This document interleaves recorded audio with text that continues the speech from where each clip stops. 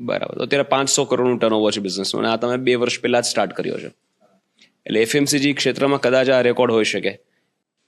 બહુ મોટો રેકોર્ડ કે પહેલે જ વર્ષે અમે સ્ટાર્ટ કર્યું ને ત્યારે મેં 300 કરોડ રૂપિયાનો બિઝનેસ કર્યો, કે જે નમકીન લાઈન સ્નેક્સ લાઈનની અંદર પહેલો રેકોર્ડ છે કે જે ફર્સ્ટ ટાઈમ પહેલે જ વર્ષે 300 કરોડનો બિઝનેસ થાય એવું.